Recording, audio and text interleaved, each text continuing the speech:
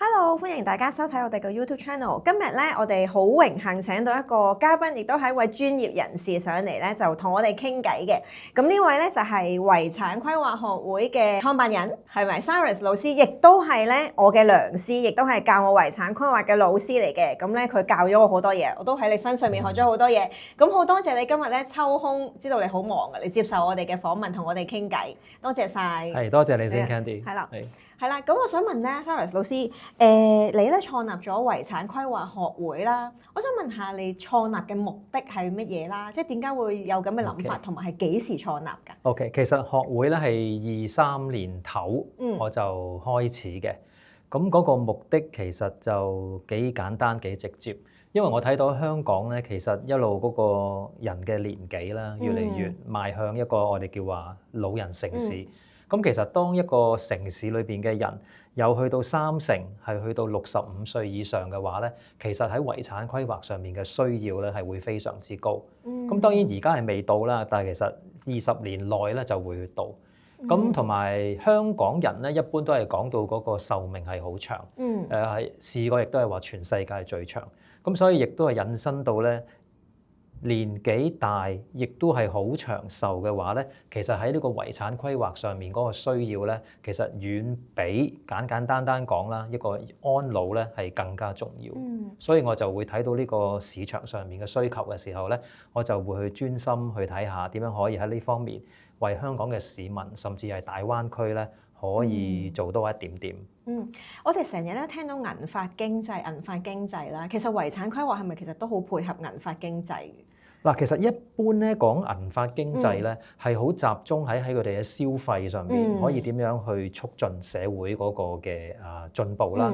咁但係喺遺產規劃裏邊，其實我哋嗰個嘅領域係比較闊。好多人會覺得遺產規劃咧就係講一個人臨終前要做一啲決定。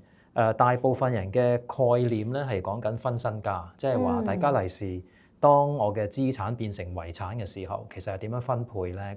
咁呢個係相當狹窄嘅一個嘅處理方案。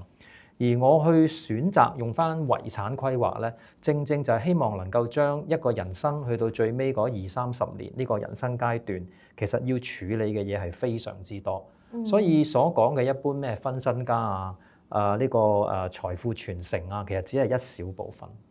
明白。咁你由創立學會到而家啦，應該訓練咗好多遺產規劃師。咁可唔可以講下大概有幾多個遺產規劃師？咁我係由23年開始咧，就攞咗一個英國資歷認證啦。咁我會覺得由嗰陣時開始咧，個培訓上邊係比較正統啲，同埋再認真啲啦。咁由23年年中，我哋有咗英國資歷認證到而家咧，應該都超過600位㗎啦。咦，咁其實都唔係好多喎。其實係好少啊。係啊。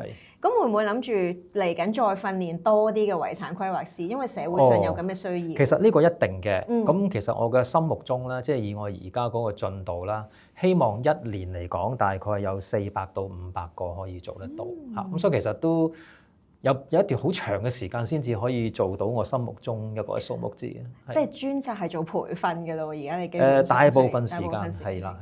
咁我想問下，做一個遺產規劃師咧，你覺得有啲乜嘢特性或者咩性格嘅人先可以做到？OK， 其實遺產規劃師咧，我諗唔係太多朋友知道其實係做啲咩嘢。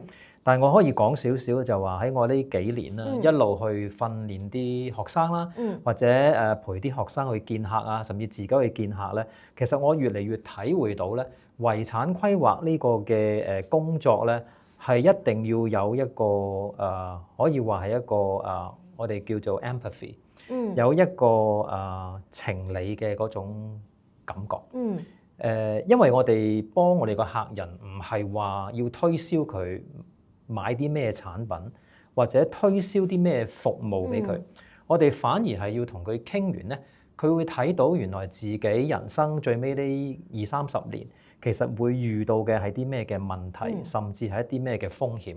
咁我哋希望咧，透過一個諮詢嘅話咧，可以令佢睇得清楚一啲，喺佢自己嗰個家庭嘅情況，其實有邊啲係最需要去處理。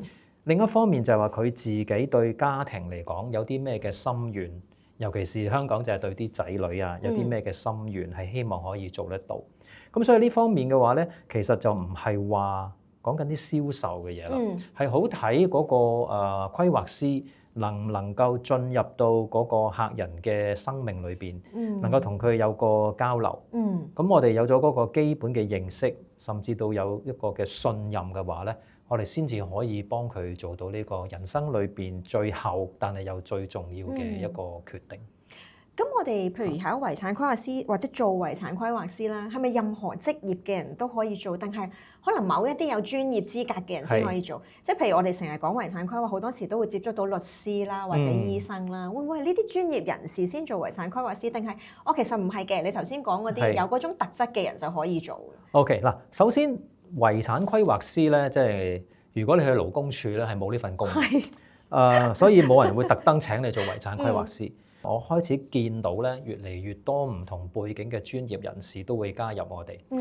我見得比較多嘅咧係會計師啦，一啲喺中小企裏邊或者一啲跨國公司裏邊嘅一啲高級行政人員啦。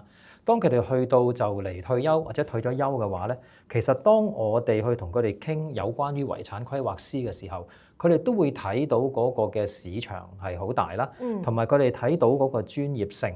所以佢哋都係會考慮，甚至有唔少都已經係入咗行。咁所以當我同佢哋傾偈嘅時候咧，我都會睇到佢哋好認定，其實呢個嘅需要好大。但係佢哋會睇到嘅係話點樣能夠幫到，尤其是佢哋身邊嘅好朋友啊、親戚啊，都係去到人生50-60歲嘅時候，其實呢啲問題係非常之普及，個個都係需要去處理。咁所以其實你話邊啲人可以做咧？我簡單講，除咗頭先我話要有嗰個同理心，有 empathy 咧，當然你要明白少少啦。關於遺產規劃嘅，其實一般人對呢件事嘅睇法啦，或者我哋話有好多人有啲偏方，佢哋唔係唔信，唔係唔做，係佢有佢自己嘅方法。咁但係比起我哋比較叫做係受過培訓更全面嘅一個嘅方案，其實有啲咩佢應該要再考慮清楚咧？咁我哋希望咧就透過呢個嘅一個嘅過程啦，可以俾佢哋多啲了解。我曾經遇過一個朋友啦，佢自己嘅自身經歷係同啲遺產規劃嘅有關，就係因為屋企冇好好做好遺產規劃，咁就令到佢經歷咗好多嘢。你覺得有經歷嘅人適唔適合做遺產規劃師？我覺得呢個咧就好似咩咧？好多時我哋問啲朋友，你做咗遺囑啊？點解啊？其實大部分做咗遺囑嘅朋友咧，都係見到或者經歷到一啲嘅事，可能係朋友啊、親戚啊，甚至自己嘅家庭，發覺原來遺囑都冇咧，係會搞到好鬧交。咁同樣啦，其實做遺產規劃都係有啲朋友就真係見到好近嘅朋友親戚，就係因為冇做呢件事。唔好話冇做好啦，係冇做呢件事嘅時候，其實係引致到好多家庭嘅不和，甚至唔好話不和啦，係見面都好似見唔到，係咪啊？再嚴重啲嘅，大家會見到一啲打官司啊、爭身家啊呢啲嘅事。咁所以呢個我覺得，如果一個社會要安寧咧，每一個家庭起碼要有返一個齊齊整整啦。大家唔會因為有長輩唔喺度，而一啲嘅遺產嘅分配做得唔好，就令到下一代甚至再下一代係有啲唔開心嘅事咯。咁即係其實有經歷嘅人都可以做遺產規劃師。我諗有經歷嘅咧，佢哋會更加有嗰種嘅迫切性，希望呢啲唔開心嘅事唔會發生喺其他人身上。明白。咁你訓練咗咁多個遺產規劃師出嚟啦，有冇一啲人係我讀咗考咗專業資格，但係從來都冇做過嘅咧？呢個當然有啦。即係我哋做培訓，其實都好簡單講啦。有個2-8定律。其實有好多人係有興趣去學任何嘢，或者去做一件事，但係就始終都係有少少虎頭蛇尾啦。咁尤其是要做遺產規劃咧，真係唔係講緊你去推銷或者硬銷一啲產品或者服務，你係要有時間，你係要有嗰個嘅耐性，同埋有一個嘅程序，同客人嚟到去分析。咁原因咧係因為遺產規劃對大部分人嚟講咧，都唔係一個剛性嘅需要。佢哋只係會覺得聽到啲人哋話一啲唔開心嘅嘢，但係我屋企啲仔女好聽話啊，甚至我得一個仔女啊，有啲就話冇仔女啊，咁所以就唔需要處理啦咁。咁呢個我諗都係佢哋有少少係唔係好了解其實遺產規劃是什麼，就成日都以為就係分身家，咁所以就會覺得唔使咯。明白。咁我想問下，你做咗遺產規劃師咁耐啦，你自己本身都係啦，有冇試過遇到一啲個案，或者可能你同啲學生去見客戶嘅時候，有啲個案係比較特別，同埋比較你會記得好難忘嘅？OK 嗱，如果你話難忘嘅咧，其實每個 case 咧都有佢一啲好獨特嘅地方，但係好多時我發現個情況係咩咧？我諗呢個都唔係話係咪香港人或者東方人嘅問題，係父母咧。梗有少少偏心，偏心嘅意思係咩咧？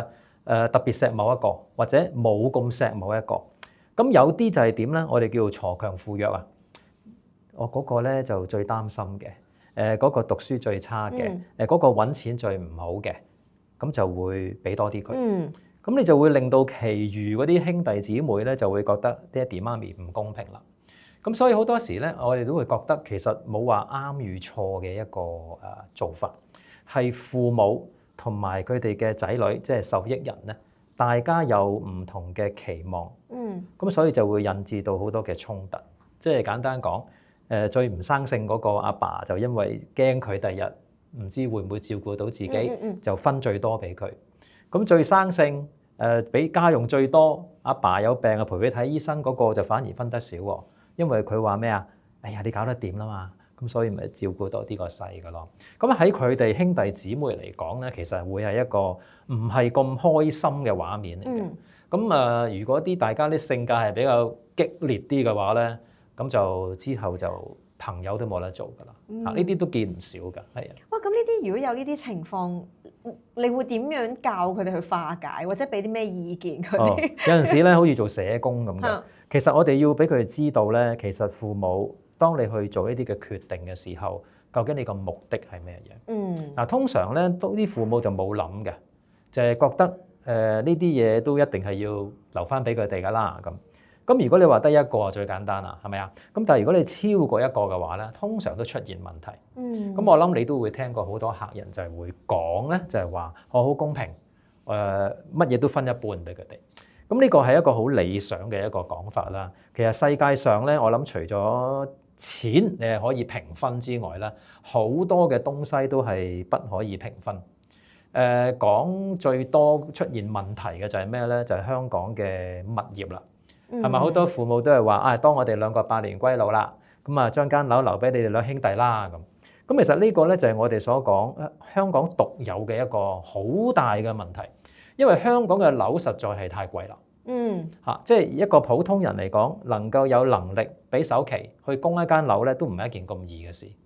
咁雖然而家近期嘅樓好似跌咗啲啊，咁但係其實經濟又唔係咁穩定嘅時候咧，你要去買樓咧，亦都唔係咁容易，亦都唔係有咁夠膽咧可以去做呢個決定。咁所以咧，如果能夠繼承一間樓咧，我相信係每一個後生仔嘅一個願望嚟嘅。咁但係你咁諗嘅時候，你個細佬又會咁諗，你個哥又會咁諗。咁究竟俾邊個咧？咁如果啲父母真係唔做任何嘢，按照香港嘅無遺囑者繼承法，係咪啊 Candy 你都知啦，兩兄弟嘅話就兩個名一齊落間樓嗰度。咁有啲就會比較理性啲嘅，兄弟好啲嘅就話不如我哋長命契啦，咁係咪啊？咁但係冇咁啱 key 嗰啲就話你一半我一半，每人50-50啦，呢啲我哋叫分割樓啦嚇。咁其實兩件事咧，去到最尾咧都唔會係有人贏嘅，係咪啊？如果兩兄弟都係長命契嘅，咁有一個會結婚係咪？有一個仲住緊喺度，咁一個話要賣，一個唔話唔賣，咁點咧？嗌交啦，係嘛？咁咪兩兄弟都冇得做啦。咁50-50咪更加弊啦。報紙近排都有個案啦。另外一個就係話，你平啲賣俾我啦，反正都冇人會幫你買㗎啦。咁佢激起上嚟嘅時候，就再撳低個價錢賣自己嗰橛，即係累鬥累。咁呢啲都係好多客人做父母其實唔係好了解咧。實際會發生啲咩事？咁所以我覺得我哋做遺產規劃師咧，俾佢哋有個基本嘅認識，佢明白咗啦，你自己再去做一個你認為啱嘅決定係會好啲咯。我有聽聞過有啲情況咧係啲客咧就好中意講話啊，我唔使做噶啦，唔使做平安紙，唔使做咩遺產規劃噶啦，我喺我生前開個戶口，將啲錢過晒俾啲仔女先咪得咯。咁呢啲其實都係好危險嘅事嚟。哦，嗱，呢啲又係我哋所謂嘅偏方。所以當我哋同啲客人講要做遺產規劃咧，其實佢哋話唔做嘅時候咧，我都會解釋，其實你唔係唔做，你係用咗一個你以為係啱嘅方法。咁啊，就住你呢個講法咧，其實我哋都會好直接、好簡單咁解釋俾佢聽。其實咁樣做咧，唔係話唔得，亦都好多老人家係中意咁樣做，認為咁就係方便，或者唔使經過某啲法律程序。咁啊，首先講啦，如果你話係兩個人一個戶口兩個名咁咧，其實理論上咧喺法庭未做晒嗰個承辦嘅過程之前咧，就算你聯名咧，其實都唔可以動用嗰啲嘅錢嘅。咁啊，點解咧？話喂，唔係喎，我哋兩公婆一齊開個戶口。我老公唔喺度，我都唔喐得咁。嗱，冇錯嘅。法庭去到最尾咧，都可能會判係你嘅。咁但係如果你哋有仔女嘅話咧，喺一個無遺囑繼承情況底下咧，嗰個戶口裏邊嘅錢咧就不一定係淨係太太嘅喎，可能有一啲係要分翻俾啲仔女喎。咁所以如果啲仔女日後發覺爹哋唔喺度，點解爹哋個戶口喐咗啲錢嘅，唔見咗啲錢嘅？哦，原來媽咪你攞咗。如果遇到某啲比較極端嘅 case 咧，仔女都係受益人，佢就會覺得係有受益人喺成個承辦過程未完成之前咧，就偷竊咗某部分嘅遺產啦。咁就係其實係一個刑事嚟嘅。哦，即係聯名戶口都唔係一個好好嘅方法。係啦，你唔喺嗰一刻係唔可以喐嘅，即係唔好諗住話我有佢密碼啊。我撳咪得咯，或者係其實是但一個人簽名都可以攞出嚟噶嘛，聯名戶口。所以其實係喺法律上邊係咁樣決定。係啦，係啦。明白。我想問一問咧，我哋成日講咧遺產規劃咧，好多人嘅概念咧就會覺得係哇，我要好多錢先可以做遺產規劃嘅。有冇遇過一啲係可能嗰個額係好細嘅啫，但係佢都去做遺產規劃嘅？其實調翻轉，其實好多以為係好少資產咧就唔做，就唔會話因為少而特登去做嘅。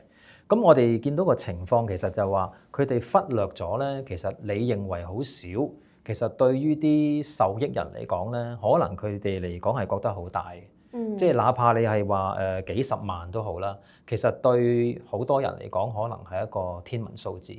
咁所以就唔係話有個額嚟到去決定你做與唔做，反而就係話你應該諗諗，你一生人累積咗，就算你話幾少嘅資產都好，其實呢個係一個愛嘅表現咯，係咪啊？即係你想留俾邊一個？咁我覺得呢件係一件開心嘅事。咁當然啦，開心嘅事點解唔做多啲、做大啲？呢個亦都係我哋遺產規劃師咧可以幫到手嘅地方。係啦，呢個就係去到下一條問題，就係其實有陣時遺產規劃，我哋唔係淨係講錢噶嘛，即係你有冇去做到有一刻，你會覺得其實原來遺產裏面錢唔係一樣最重要嘅嘢。絕對唔係最重要。調翻轉講啦，其實中國人有個概念，成日都講咧，就係話要富過三代。冇錢當然未必係最開心啦。但係咪有錢就一定會開心咧？嗱，我覺得係調翻轉。如果你講好多大家族好有錢嗰啲，唔知大家會點睇啦？你會見到最多嘅爭身家咧，就係啲有錢人。OK， 其實有好多有錢人咧，係因為個錢咧係會爭到就係咩咧？成家人係唔開心。但係佢哋嘅目的就係每日就係去爭。咁爭完之後，你有好多錢啦，咁係咪就會開心咧？咁我又覺得唔係嘅。因為其實對有錢人嚟講啦，嗱當然我哋唔好定義咩叫有錢人啦。其實有錢人嚟講，多個零少個零，其實佢都使唔晒。咁點解要爭到咁盡而去損失咗成個家庭嗰個和諧咧？咁呢個係一個好重要，就係話其實錢嘅目的係乜嘢嘢咧？即係你希望透過有錢能夠帶嚟你啲乜嘢嘢咧？我覺得一個家庭嚟講齊齊整整啦，大家開心啦，呢個係重要。咁所以我哋做遺產規劃師咧，絕對唔係話錢唔重要嚇，我哋唔係話企喺好高嚇，錢唔重要，錢係重要嘅。但係我哋嘅規劃就係話更加重要比起富過三代更加重要咧，係幸福三代。意思即係話，我哋其實做好多嘅規劃，甚至到係令到一個人由資產變遺產嘅時候咧，係會將佢放大咗都好。其實個目的係能夠有創造一啲、製造一啲更多嘅幸福俾佢嘅後人。咁即係簡單講，唔好好心做壞事。因為就咁你留低好多錢咧，其實我哋會見到近年啲人就係話會躺平啦。都好多例子啊，其實。咁所以如何去運用你嘅資產，令到你嘅下一代、兩代、三代能夠更加幸福，能夠做到一啲對自己、對家庭、對社會更加有貢獻嘅咧，我覺得呢個先至係最重要。好好喎。咁你覺得遺產規劃一路之後嘅發展會係點樣喺香港？其實會唔會係越嚟越多人認識呢樣嘢啦？可能越嚟越多人需要做呢樣嘢，或者你培訓嘅遺產規劃師會越嚟越多。嗱，其實好得意嘅，其實遺產規劃咧喺眾多嘅規劃裏邊咧，可以話係相對地係一個好隱性嘅需要嚟嘅。點解我咁講咧？因為你同每一個人去提及呢件事嘅時候咧，即係正如我上堂，我成日都講，我哋每一個學生可能就係話係嗰個朋友一生人裏邊第一次有人同佢提及呢樣嘢。因為遺產規劃咧，用翻我哋中國人講嗰個説話係洪水猛獸嚟嘅。意思係咩咧？如果你突然間同父母講起呢件事，阿爸你唔喺度，定係啲嘢係俾我定俾阿細佬啊咁，或者調翻轉。個父母同啲仔女講呢件事嘅時候咧，其實大家係有啲不知所措啊，因為父母可能根本就係話未決定，或者決定但係唔想講，係咪啊？咁所以其實係冇乜人會去真係討論呢件事。你話西方國家咧可能會嘅，但係中國人同埋香港啦，我覺得啦嚇係比較少係會咁願意好開放嚟到去傾呢件事。咁所以唔傾嘅話咧，就往往都係去到最尾啦。咁最尾嘅時候，如果好彩嘅，你仲有機會去做一啲決定，或者話寫份遺囑，咁咪可以做到啦。去翻嗰幾年Covid 嘅時候，好多人瞓咗喺醫院，唔好話家人、律師啊，乜都見唔到，乜都做唔到，咁就去咗啦。咁亦都留低嘅好多係唔開心。啲仔女對父母嗰種唔係好了解，點解會咁嘅咧？咁即係咁就係會令到成個家庭係會唔開心。咁呢件事一唔開心嘅話咧，就係一代、兩代、三代㗎啦。咁即係其實都建議大家盡快做好遺產規劃，同埋睇下可以點樣我哋再宣揚呢樣嘢出去，等多啲人知道啦。係啊，因為而家發現好多時大家講遺產規劃咧，個個都淨係諗起平安紙嘅啫，即係好似冇第二樣嘢咁。咁其實遺產規劃係唔單止係平安紙咯，仲有好多其他嘢。係啦，嗱，其實大部分嘅人咧遺漏咗嘅就係話，我成日都好強調啦，其實遺產規劃係一個人生裏邊最尾20-30年嘅一個規劃。所以咧，我哋好着重係咩咧？係嗰個成立人本身自己嘅福祉先。最簡單，每一個人都會老咗。未必會好健康，咁但係你好健康都好，去到最尾嗰幾年，咁可能你個行動上邊啊好多方面啊，或者個腦筋冇咁靈活啊，咁都係會出現一啲嘅問題。咁所以我哋講嘅遺產規劃咧，絕對唔係淨係講分身家，係講緊一個人最尾20-30年，一切佢哋會遇到嘅風險，我哋點樣及早去估計到，嚟到去處理到。咁等佢最尾嘅時候咧，可以好舒服、好放心、好有尊嚴咁樣生活落去。咁呢個先至係最重要。而至於點樣留或者留幾多俾仔女咧，呢個係另一件嘅事。所以先要為自己或者配偶諗好咗先。剩低嘅先再諗下啲仔女。呢個係我覺得個先後次序係好重要。其實咧，我遇到好多 case 咧，係啲仔女咧知道爸爸媽媽有咁嘅需要，但係唔敢開聲去講，好似你頭先咁講。其實有咩建議佢哋？因為佢哋覺得一開聲咧，爸爸媽媽就會覺得佢哋做咩你嚟想候住我啲身家。咁其實呢樣嘢應該點樣處理咧？好多時呢個係就係我話齋，呢個係一個隱性嘅需要，同埋係我哋中國人比較保守一啲。咁如果個家庭裏邊嗰個嘅大家之間嗰個嘅了解比較深啲，或者話其實係好開通地去傾偈嘅話咧，其實係可以傾嘅。咁但係最大個問題係話受益人之間佢哋自己點樣諗？好多父母話我啲仔女好乖，佢哋從來都唔會打交，亦都唔會爭嘢。咁我話其實我哋都希望係咁，但係好多時我哋睇到咧。每一個人其實對於錢嗰個睇法咧，我諗係同上一兩代嘅係有啲唔同。咁所以我覺得要小心處理，就係話唔好低估咗錢係會點樣影響到你啲仔女第日之間嗰個關係咯。即係唔好用錢去測試佢哋嘅感情，呢個係好重要。咁今日嘅訪問或者傾偈嘅環節就差唔多啦。咁多謝你 Cyrus 老師嚟接受我哋嘅訪問啦。OK，多謝晒。OK，好。多謝大家收睇。咁希望大家睇完之後咧，可以 CLS 翻我哋嘅 channel。多謝晒。